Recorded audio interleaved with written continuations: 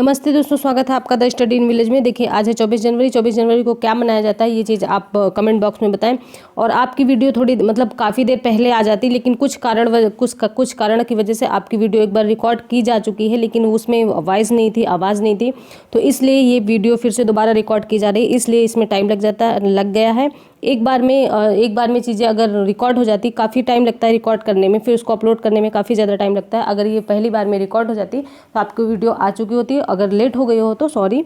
देखिए इसमें the Hindu, Jansatta, PIB, the Indian express और डाउन टू अर्थ के जो मोस्ट इंपॉर्टेंट आर्टिकल्स होते हैं उनके बारे में डिस्कशन किया जाता है।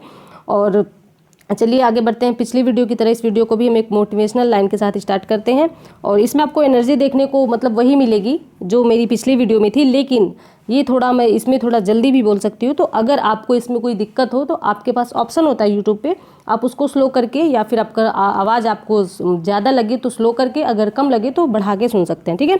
तो जैसे देखिए इसमें बताया गया है कि शिक्षा की जड़ें कड़वी होती हैं, लेकिन उनका फल बहुत मीठा होता है। क्या होता है कि जो हम कोई कार्य करते हैं, अगर उनमें मुसीबत आती है तो मतलब वो हम उस कार्य के लिए मतलब आगे की ओर बढ़ रहे हैं, उस कार्य में हम मतलब जो भी होता है कि उस कार्य को हम अच्छा कर रहे हैं। देखिए क्या होता है कि हम लोग, अगर हमारे लाइफ में चुनौतियां नहीं है, अगर हमारे दिन में, अगर जो भी हमारा दिन स्टार्ट हुआ उसमें अगर हमने चुनौतियां नहीं ली, या फिर हमको चुनौतियां नहीं है, इसका मतलब हम गलत डायरेक्शन में, हमको आराम की चीज़ें जो हम आराम करते हैं, जो हम चीज़ें आराम करते हैं, आराम की वजह से अगर हमको कोई भी चीज़ में बहुत ज़्यादा आराम मिल रहा है तो मतलब वो आप गलत डायरेक्शन पकड़े हुए हैं। आपके लाइफ में जब आप कुछ चीज़ें पाना चाहते हैं तो कठिनाइयाँ आना बहुत निश्चित है, बहुत ही मतलब ज़रूरी है, और कठिनाइयाँ आना भी चाहिए। तो ऐसे में आपको एक पता चलता है कि आप कहाँ पे हैं, ठीक है। इसमें शिक्षा किसी को पसंद नहीं, मतलब बचपन में क्या होता है कि शिक्षा मतलब कि जो हमको पढ़ाया जाता है इंटरेस्टिंग नहीं होता है, तो उससे मतलब पढ़ना कोई नहीं चाहता, फिर धीरे धीरे इसमें इंटरेस्ट जगता है और उसका जो फल होता है वो बहुत मीठा होता है, ठीक है। तो चलिए ये आपके पिक्चर परसेप्शन टेस्ट है, इनको बताइएगा कौन है। एक चीज़ बता दे रही हूँ कि ये आपके हिस्ट्री से संबंधित है, ठीक है। तो अब इसमें कोई प्रॉब्लम नहीं होगी, आप इसको बता दें। और ये है आपके कल के पिक्चर परसेप्शन टेस्ट। ये है मिल्खा सिंह जो कि भारतीय धावक है, तो इनके बारे में आप इनके बारे में देख सकते हैं, ठीक है। चलिए आगे बात करते हैं। और ये एक राज कैथवास जी हैं, इन्होंने बहुत ही अच्छा डिटेलिंग में आंसर दिया है। आप भी बहुत अच्छा आंसर दे सकते हैं, और आप मतलब अगर आप इसमें पार्टिसिपेट करेंगे तो सारी चीज़ें आपको, जो आपका स्क्रीनशॉट है वो आपके यहीं पे लगाया जाएगा, जो आप कमेंट करते हैं उसका स्क्रीनशॉट है उसका लगाया जाएगा, ताकि आप मतलब बच्चों को प्रोत्साहन मिले। और ऐसे ही अगर निरंतर आप आंसर देते रहेंगे, ये डेली आंसर देते हैं, निरंतर आंसर देते हैं, जो भी क्वेश्चन पूछे जाते हैं उसकी निरंतर आंसर देते हैं, फिर आप मतलब इसमें क्या करते हैं, आप आलस कर जाते हैं, आंसर नहीं देते हैं। फिर इससे क्या होता है कि आप फिर सोचते हैं कि हम जो एक व्यक्ति है उससे हम पीछे क्यों हैं, हमने भी तो उतनी मेहनत की है। आपने उतनी मेहनत नहीं की, आपने सिर्फ वीडियो देख के उधर साइड में रख दिया, और इन्होंने प्रॉपर उस वीडियो को मतलब जो क्वेश्चन पूछे गए उसको सर्च किया, फिर उसका आंसर दिया। तो एक तो इन्होंने सर्च किया जब पढ़ा, तब उसके बाद जब इन्होंने लिखा, फिर मतलब जब टाइप किया, तब इनको 2 बार उस चीज़ का रिविजन हो गया, तो वो चीज़ें इनको भूलेंगी नहीं, ठीक है। देखिए जो पिक्चर परसेप्शन टेस्ट है वो आपको बता ही दिए हैं कि मिल्खा सिंह है और ये भारतीय धावक थे। और फिर जो DRDO है इसका जो स्थापना 1958 में हुई थी। G20 में 20 सदस्य हैं। इसके मैंने पूछा था कि कौन कौन से देश हैं, तो इसमें देखिए अर्जेंटीना है, ऑस्ट्रेलिया, ब्राज़ील, कनाडा, चीन, फ्रांस, जर्मनी। भारत के बारे में जरूर याद रखिएगा, भारत इसमें शामिल है। इंडोनेशिया, इटली, जापान, कोरिया गणराज्य, मैक्सिको, रूस, सऊदी अरब, दक्षिण अफ्रीका, तुर्की, यूनाइटेड किंगडम और संयुक्त राज्य अमेरिका इसमें शामिल है, ठीक है। और यूपी के बारे में पूछा था, तो यूपी में 75 जिले हैं। सबसे पूर्वी जिला जो है बलिया है, सबसे पश्चिमी शामली है, और सबसे उत्तरी सहारनपुर है, और सबसे दक्षिणी सोनभद्र है। सोनभद्र को और क्या कहते हैं, उत्तर प्रदेश का क्या कहते हैं, इस चीज़ को आप ये बताएं कमेंट बॉक्स में। निर्मला सीतारमण 1 फरवरी को पेश करने जा रही हैं बजट के बारे में पूछा गया था, ठीक है। फिर उसके बाद संसद भवन के बारे में पूछा गया था। तो देखिए इन्होंने बताया कि जो पुराना संसद भवन है वो एडविन लुटियन ने किया था, और इसको वर्तमान में संसद भवन जो है ये त्रिभुजाकार है, इसको कौन बना रहा है, तो टाटा बना रहा है, टाटा प्राइवेट लिमिटेड बना रहा है, ठीक है। और आगरा का किला उत्तर प्रदेश, मतलब जो मैंने पूछा था कि कौन कौन सी चीज़ें हैं जो आपके यूनेस्को में शामिल है, तो आगरा का किला उत्तर प्रदेश, जयपुर सिटी, अजंता की गुफाएं, उसके बाद सांची का स्तूप, चंपानेर, पावागढ़, छत्रपति शिवाजी टर्मिनल, पुराने गोवा चर्च, एलिफेंट की गुफाएं, एलोरा की गुफाएं, फतेहपुर सीकरी उत्तर प्रदेश, चोर मंदिर और हम्पी का स्मारक, ठीक है। ये चीज़ें शामिल है। फिर उसके बाद देखिए आगे भी है, उसके बाद है हुमायूं का मकबरा दिल्ली, काजीरंगा, और फिर उसके बाद केवला देव राष्ट्रीय उद्यान, खजुराहो, और फिर बोधि मंदिर बोधगया, ठीक है।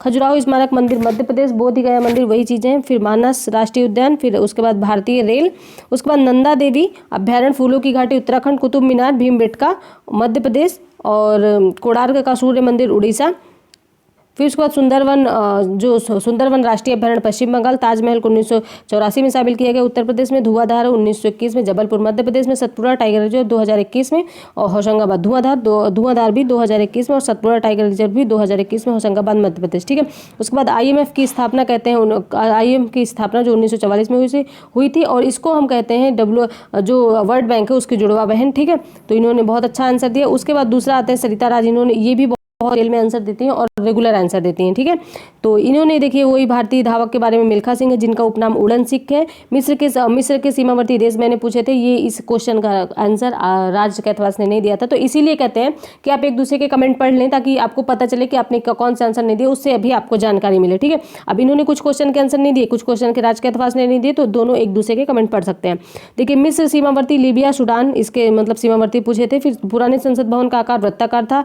भवन जो ब्रिटिश है वास्तविक, इसके जो वास्तविक थे वो एडविन लुटियन थे और हर्बर्ट बेकर थे। ठीक है, इसका निर्माण 1921 से 27 के बीच में हुआ। ये भारत के 64 योगिनी, ये चीज़ आप जरूर याद रखिएगा, ये भारत के 64 योगिनी मंदिर से प्रेरित है और देश की नई संसद है। इसका निर्माण जो है वो टाटा कर रहे हैं। यूनेस्को में जो चीज़ें शामिल हुई हैं उसमें है वाराणसी का गंगा घाट, तमिलनाडु कांचीपुरम मंदिर, मध्य प्रदेश सतपुड़ा टाइगर रिजर्व, और मध्य प्रदेश का जबलपुर में भेड़ा घाट, मध्य प्रदेश मराठी मिलिट्री आर्किटेक्चर, कर्नाटक के हीरे और बेनाकल की जगह है। ठीक है, तो इन्होंने बहुत अच्छे आंसर दिए। चलिए आगे बढ़ते हैं।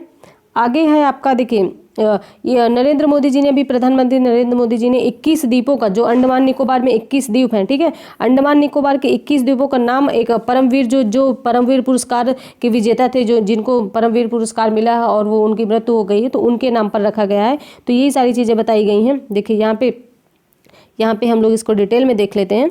जो सबसे बड़ा अंडमान निकोबार द्वीप है, जो अंडमान जो सबसे बड़ा है, उसको सोमनाथ शर्मा के नाम पर रखा गया है। ये 1947 में श्रीनगर के हवाई अड्डे में पाकिस्तानी घुसपैठियों को खदेड़ने में शहीद हो गए थे।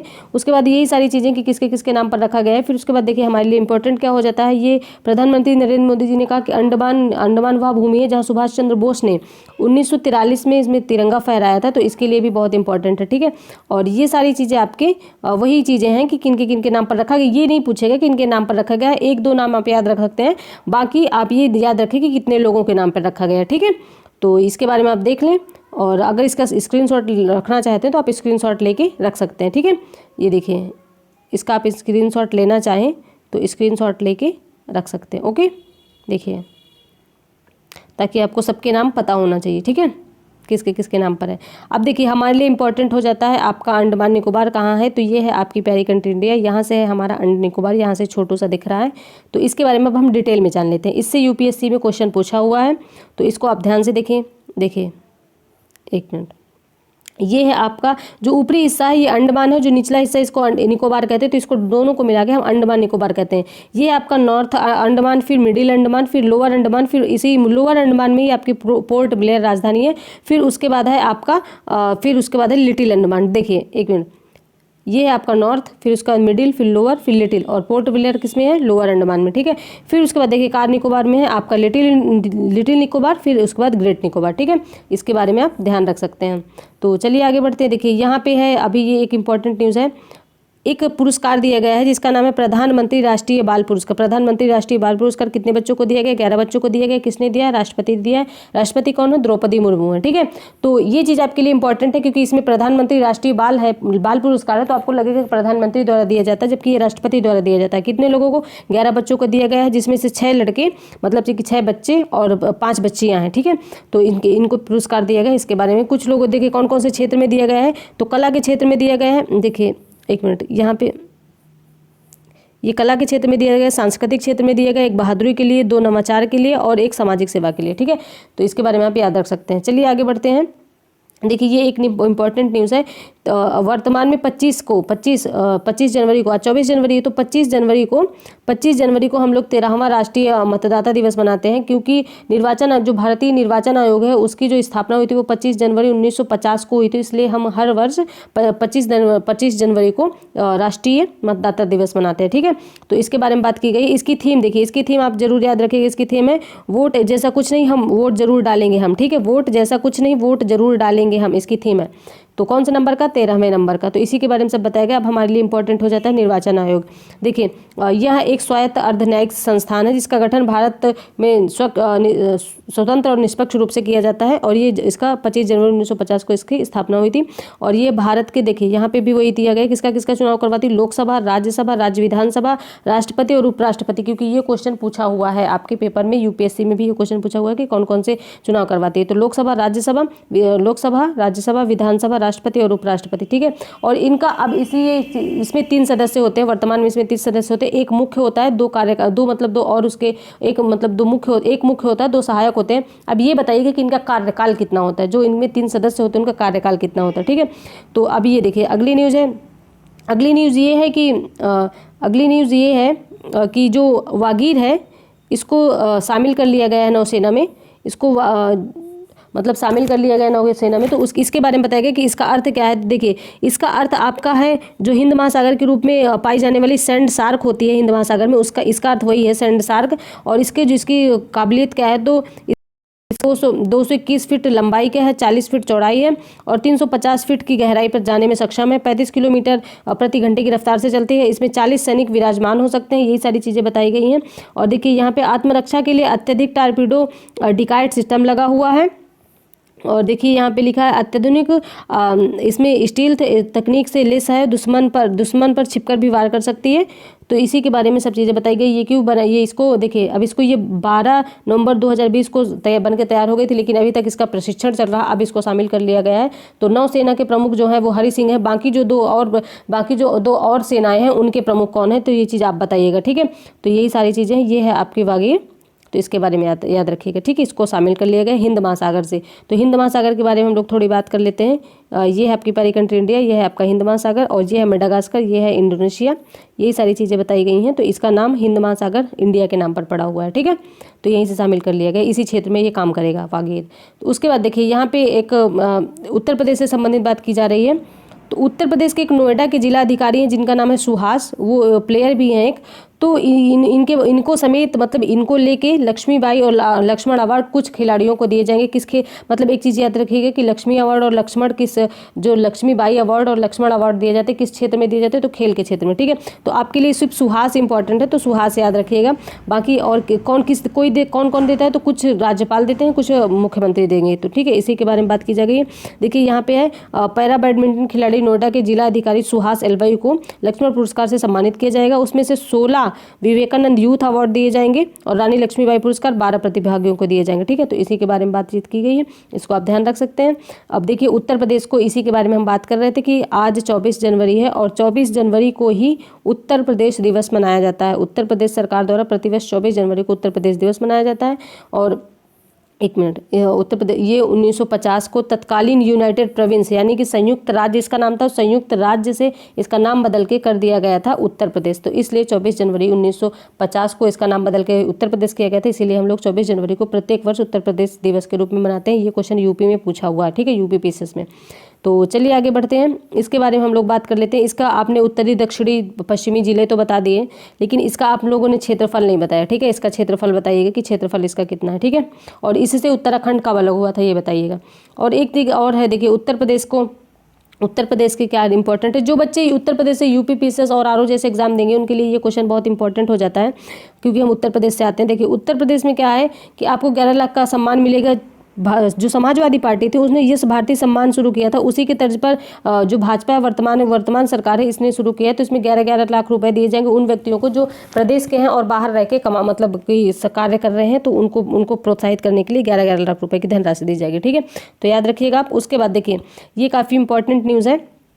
इसमें भी क्या है कि 2022 में एक रिपोर्ट आई थी, जेंडर गैप रिपोर्ट। ये यूपीएससी में क्वेश्चन पूछा हुआ कि जेंडर गैप रिपोर्ट कौन जारी करता है, तो जेंडर गैप रिपोर्ट है आपकी विश्व आर्थिक मंच यानी कि वर्ल्ड इकोनॉमिक फोरम जारी करता है। तो आपका एक क्वेश्चन तो ये बन गया। और दूसरा है इसमें कि 2022 में रिपोर्ट आई है, तो इसमें कितने कंट्री शामिल है, तो 146 देश शामिल है। और 146 देश में इसमें कौन से स्थान भारत का है, तो 135वां स्थान। तो स्मृति ईरानी जो है इन बाल विकास महिला, जो स्मृति ईरानी है महिला एवं बाल विकास की जो मिनिस्ट्री है, महिला एवं बाल विकास जो मंत्रालय है वो इन्हीं के पास है, तो इनके द्वारा आपत्ति जताई गई। इन्होंने कहा फिर से इस चीज़ की जांच होनी चाहिए। तो वर्ल्ड इकोनॉमिक फोरम इसके बाद फिर से इसकी मतलब जो रिपोर्ट है वो करने की बात कर रहा है। तो हम लोग वर्ल्ड इकोनॉमिक फोरम के बारे में बात कर लेते हैं। देखिए, वर्ल्ड इकोनॉमिक फोरम इसकी स्थापना 1971 में हुई थी। ये गैर लाभ संस्कारी मतलब गैर लाभ संगठन है। वैधानिक फाउंडेशन मुख्यालय इसका स्विट्जरलैंड में है। और ये चीज़ ध्यान रखिएगा, देखिए इसके सीईओ हैं जो है वो क्लास एम स्वाब हैं। अब इसके अध्यक्ष आप बताइएगा, ठीक है, इसके अध्यक्ष आप बताइएगा कि ये वर्ल्ड इकोनॉमिक फोरम के अध्यक्ष कौन है, ठीक है। तो चलिए आगे बढ़ते हैं। देखिए इसके बारे में बात कर लेते हैं थोड़ा सा।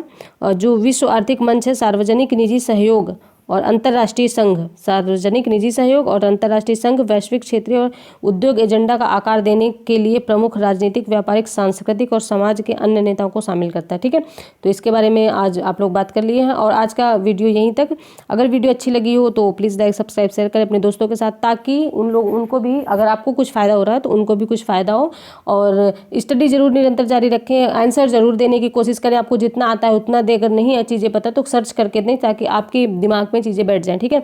तो चलिए ठीक है, अपने परिवार का ध्यान रखिए, अपनी हेल्थ का ध्यान रखिए और स्टडी जरूर कंटिन्यू करिए। मिलते हैं नेक्स्ट वीडियो में। धन्यवाद।